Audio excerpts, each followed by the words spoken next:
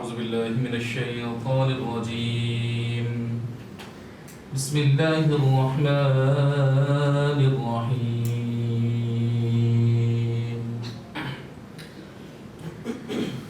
آمن الرسول بما أنزل إليه من ربه والمؤمنون كل آمن بالله وملائكته وكتبه ورسله لا نفرق بين أحد من رسله وقالوا سمعنا وأطعنا غفرانك ربنا وإليك المصير. حضور میری تو ساری بہار آپ سے ہے. فرشتوں سے ارشاد کیا رب نے کہ وَإِذْ قَالَ رَبُّكَ لِلْمَلَائِكَةِ إِنِّي جَاعِلٌ فِي الْأَرْضِ خَلِيفَةً. سبھی جانتے ہیں کہ میں زمین پر اپنا نائب بھیجنے لگا ہوں. تو عموماً یہ بحث رہتی ہے کہ ہم جنت میں ہی رہتے اگر آدم گندم کا دانہ نہ کھاتے. قرآن میں پہلے ہی کہہ دیا کہ بھائی مجھے بھیجنا ہی دنیا میں تھا. ہاں وہ جو شیڈیول تھا وہ تھوڑا سا ڈسٹرب ہو گیا, تو بعد میں بھیجنا تھا وہ پہلے ہو گیا, تھوڑا گندم کا دانہ کھایا. تو اب یہاں سے کہانی شروع ہوتی ہے, کیونکہ ظاہر ہے دنیا میں آدم کی آمد ہو رہی ہے اور آدم کو دنیا میں فائنلی بھیج دیا گیا ہے. اور جب ان کی آنکھ کھلی ہے تو ایک چٹیل میدان, کوئی درخت نہیں, کوئی سبزہ نہیں, پہاڑ موجود ہیں کہیں دور دور, اور یوں صبح ہو گئی. اور جب صبح ہوئی تو سورج نکلا اور اس نے تپش بڑھانی شروع کی. اب اس وقت ذرا امیجن کریں کیا ہوا ہوگا, کیونکہ حضرت انسان جو کہ جنت کی آسائشوں کے عادی ہیں وہ اب دنیا کی ایک پتھریلی زمین پر ہیں, اور اب تپش بڑھنا شروع ہوئی کیونکہ اتنی تپش تو جنت میں نہیں تھی. ڈاکٹر ایلس سلور نے ابھی 2 سال پہلے تہلکہ خیز ریسرچ کی تو ان کے لوگ ان کے پیچھے لگ گئے کہ humans are not from earth. 50 pages کی ایک چھوٹی سی بک انہوں نے لکھی ہے, اور اس میں انہوں نے ہر چیز کھول کے بیان کر دی کہ ہم لوگ یہاں مہمان ہیں, یہ سیارہ جو ہمارا ہے نہیں, کیونکہ ہماری جو جلد ہے وہ یہاں پہ سورج کی متعامل نہیں ہوتی, لہٰذا ہم گھر بنا کے رہتے ہیں آرٹیفیشیل ایٹماسفیئر میں, اے سی چلا کے تو ادھر بیٹھتے ہیں, ادھر سکون میں رہتے ہیں. زمین پہ نہیں سوتے ہم, گدوں پہ سوتے ہیں, کیونکہ ہم جس پلانٹ سے آئے وہاں پر ہمیں یہ ساری سہولیات میسر ہیں. وہ خود مان رہے ہیں اس بات کو, کہنے فائنلی ہمیں اسی پلانٹ پہ چلے جانا ہے. اور جانور جو ہے وہ یہیں کے دن بھر جو ہے نا وہ گدھا کھڑا رہے گا دھوپ میں, اسے کچھ فرق نہیں پڑتا کیونکہ وہی کمپیٹیبل ان کا پلانٹ ہے, ہم تو مہمان ہیں.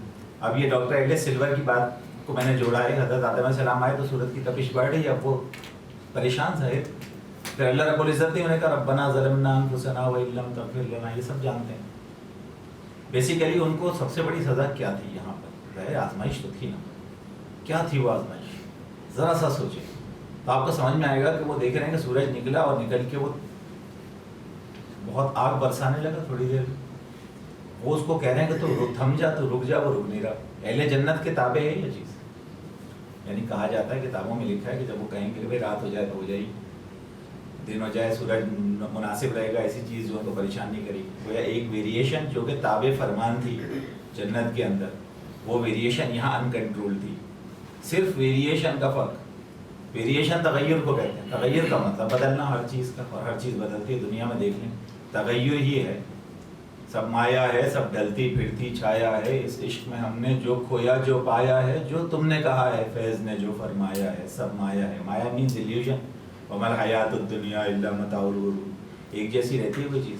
دنیا میں بہت سارے لوگ جس دین کی طرف آ رہے ہیں وہ ایکچولی ریلیجن نہیں ہے, وہ ریلیجن نہیں ہے, وہ کچھ اور ہے. پھر میں بتاؤں گا کہ بدایونی جو صاحب کا جو کام ہے اس کی کتنی سگنیفیکنس ہے, کتنی ریلیونس ہے. دیکھیں ویسٹرن ورلڈ کے اندر جو ہو رہا ہے وہ یہ ہو رہا ہے کہ لوگ ایک ہوپلیسنس کا شکار ہیں اور ان کو لگتا ہے کہ وہ اکیلے رہ گئے. لیکن مغرب کے اندر بروکن فیملیز ہیں, سنگل پیرنٹس بچے پلتے ہیں. اس کے بعد چونکہ ریاست بہت طاقتور ہے اور اکانومی بہت پاورفل ہے, اس لیے وہ اکیلے زندگی گزار لیتے ہیں. اور جو زندگی شیپ ہوئی ہے مغرب کے اندر وہ ایک انڈیویجولسٹک لائف ہے, انڈیویجولسٹک. اکیلا ہوتا ہے آدمی. اب جب اکیلا ہوتا ہے تو جب جوان ہوتا ہے, طاقتور ہوتا ہے, تب تو چلتا ہے, عورت بھی مرد بھی. لیکن جب وہ ہو جاتے ہیں بڈھے تو there is no life for an old man, there is no country for an old man. ڈیزم جو ہے وہ ایک دو دھاری تلوار پیدا کرتا ہے, یعنی کہ ایک طرف وہ اللہ کرتا رہتا ہے اور دوسری طرف اللہ کے ماننے والوں کی توہین اور تذلیل کرتا رہتا ہے, چاہے وہ اللہ کی طرف بلانے والے پوپس ہوں, پریسٹس ہوں, پنڈت ہوں, یہ جو ربیز ہوں یا پھر علماء ہوں. ایک چیز بہت شدت سے محسوس کی کہ جو ہمارے یہاں نصاب تعلیم ہے وہ آپ سب سے عیاں نہیں ہے. گورنمنٹ کی سطح پر کچھ این جی اوز مل کر نصاب کو تیار کرتی ہیں. تو پروفیسر دلاور خان نوری صاحب ایجوکیشن سے وابستہ ہیں اور نصاب کو تیار کر رہے تھے. تو آپ کو معلوم ہے جب نصاب تیار ہوتا ہے تو جو اسٹوری آپ نے لکھی ہے وہ پورے بورڈ کو پڑھ کے سنائے گا کوئی پروفیسر کہ بھائی یہ اسٹوری ہمیں اس میں نصاب میں شامل کرنی ہے.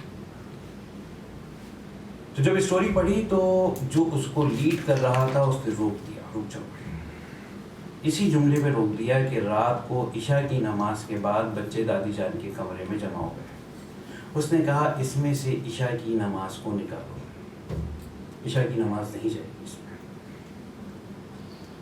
اسی طرح سے ایک اور سیمینار حیدرآباد کے اندر این جی او نے کیا اور انہوں نے کہا کہ 8ویں کلاس میں جو کو ایجوکیشن ہے اس میں اس طرح کی اسٹوری لکھی جائے کہ ویلنٹائن ڈے کے حوالے سے ایک ماحول بن سکے. یہ ساری تیاریاں تسلسل سے کی جا رہی ہیں اور بہت خاموشی کے ساتھ یہ سارے کام کیے جا رہے ہیں. اگر آپ او لیول اور اے لیول کا نصاب اور خاص طور پہ پرائمری اسکول جو ہے ان کا او لیول کا اس کا اٹھائیں پرائمری کلاسز کا, تو اس میں ایسی اسٹوریز ہیں کہ بظاہر تو یہ محسوس ہوتا ہے کہ ہم بہترین انگریزی ادب انہیں پڑھا رہے ہیں, لیکن وہ اپنے اندر اتنی مغربیت کو رکھتا ہے کہ وہ بچہ انگریزی سیکھے نہ سیکھے مغربی کلچر اس کے اندر ضرور آ جاتا ہے. انسان آنکھوں سے اس وقت دیکھتا ہے جب روشنی موجود ہو. اگر روشنی موجود نہیں ہے تو اس کی بینائی کام نہیں کرے گی. بالکل اسی طرح سے عقل اس وقت کام کرے گی جب وحی الہی کی روشنی ہو, اور اگر وحی الہی کی روشنی نہیں ہوگی تو سفر طے نہیں ہوگا. الحمدللہ یہ کام پسند بھی کیا گیا اور آج اس کی ضرورت بھی ہے. دیکھیے ایک جگہ میں نے ایک واقعہ پڑھا ہے, تو ایک لطیفہ سا کہ آکسفورڈ یونیورسٹی سے ایک گریجویٹ نکلا تو راستے میں طوفان آ گیا اور افریقہ میں کہیں اسے جنگلیوں نے پکڑ لیا اور لے گئے اس کو جنگل میں. اس نے کہا اب تو جان میری گئی, یہ تو جنگلی کھا جائیں گے. جب اسے پکڑ کے لے گئے تو سامنے دیکھا اس نے کہ ایک اور آکسفورڈ کا گریجویٹ بیٹھا ہے, تو اس کی جان میں جان آئی کہ اب جو ہے جی بچت ہو جائے گی. پوچھا کہ یہ کیا ہے سب کچھ. اس نے کہا میں ان کو زیادہ تبدیل تو نہیں کر سکا, لیکن انہیں میں نے یہ بتا دیا کہ انسانی گوشت کانٹے اور چھری سے کھاتے کیسے ہیں, یہ آداب ضرور سکھا دی ہیں. تو بنیادی طور پہ جو مغربی نصاب تعلیم ہمارے یہاں آیا اس نے ہمیں ایسا وائٹ کالر ڈاکو پیدا کر کے دیا کہ آج وہ ایک ڈاکٹر تو بنا ہوا ہے, لیکن فارماسیوٹیکل کمپنی کے ساتھ بیٹھ کر وہ جس طرح ڈاکہ ڈال رہا ہے وہ آپ سب سے پوشیدہ نہیں. تو یہ سارے مقاصد تھے کہ اپنی نسل نو کو ہم وحی الہی سے قریب کریں اور انہیں جو ہے وہ حقیقی معنی میں ایک مسلمان بنایا جا سکے. تو بس دعا یہ ہے کہ اللہ کریم اس کام کو قبول فرمائے. مغرب میں مایوسی پھیل گئی اور اس مایوسی کے نتیجے میں لوگ کسی نہ کسی فارم میں خدا کے اوپر یقین رکھنے کے ساتھ اپنی مایوسی کو اور اپنے ڈپریشن کو دور کرتے ہوئے وہ آگے بڑھنا چاہتے ہیں. ڈاکٹر اسماعیل بدایونی صاحب کہ جن کتابوں کے حوالے سے ہم پہلے بھی سنتے رہے ہیں، ایک حدیث ایک کہانی، ایک آیت ایک کہانی. تو ان باتوں کو پیش نظر ابھی بات بھی ہو رہی تھی کہ کس طرح سے افسانوی بچے کو اس وقت دنیا کے سامنے رکھا جا رہا ہے، اور حقیقی کردار چاہے وہ حقیقی خدا ہے یا حقیقی عورت ہے، حقیقی بچہ ہے اور مرد ہے، جو حقیقی کردار ہے ان کو پس سے پش ڈال کر کچھ افسانوی قسم کے کردار جو ہے وہ سامنے لے جا رہا ہے. اب کچھ عرصے قبل ڈاکٹر صاحب میرے پاس ایک اماں پارے کا ایک سپارہ کسی نے مجھے بھیجا اور کہا کہ اس کی ذرا پروف ریڈنگ کریں. آپ یقین جانیں کہ انہوں نے اس قرآن مجید کے آخری سپارے کو باقاعدہ تصاویر کے ساتھ مزین کیا ہوا تھا، اور مقصد یہ تھا کہ بچہ زیادہ سے زیادہ اچھے انداز سے اس کو پڑھنے کے قابل ہو. اب میں نے اس کے ترجمے اور پروف ریڈنگ کو تو چھوڑا، میں نے صرف تصویروں کو دیکھنا شروع کر دیا. تو وہ تصویروں میں دکھا رہے ہیں کہ ابو جہل، ابو لہب، تبت یدا ابی لہب وتب. تو ابو لہب جو ہے وہ کہیں اس کی کارٹون بنایا انہوں نے کہ وہ چیخ رہا ہے، چلا رہا ہے، اور اس کے قدموں کے نیچے آیت لکھی ہوئی ہے، نعوذ باللہ من ذالک. قرآن کی ایک آیت کا حصہ انہوں نے تبت یدا ابی لہب وتب کہ یہ ابو لہب ہے، اس کے پیروں کے نیچے نعوذ باللہ کریکٹر کے نیچے وہ آیت لکھ دی. اور وہ پتھر مار رہا ہے تو کس کی طرف پتھر مار رہا ہے؟ تو وہاں انہوں نے ایک شیڈو سا کوئی بنا دیا کہ نعوذ باللہ یہ حضور علیہ السلام کی ذات اقدس ہے. تو اب ان تصاویر کے ذریعے آرٹ، یہ جس کو فنون لطیفہ یا سوشل میڈیا کے ذریعے اب جو کچھ دنیا میں ایک نئی تبدیلی آ رہی ہے، اب مذہب کو بھی کچھ نئے جدید چیلنجز کا سامنا ہے. ہمارے ہاں کہا جاتا ہے کہ بھائی بہت کارٹونز دیکھے جا رہے ہیں تو اسلامی کارٹون بنائیں. بہت سارے لوگوں نے اسلامی کارٹون بنا بھی دی، لیکن کارٹونز کا جو ایک امپیکٹ نفسیاتی طور پر بچوں کے قلب و ذہن پر جاتا ہے تو وہ ظاہر ہے کہ وہ آپ سب کی نظروں سے پوشیدہ نہیں ہے. بچوں میں ایگریشن پیدا ہو رہا ہے، حقیقی کردار سے وہ بہت زیادہ دور ہوتے چلے گئے.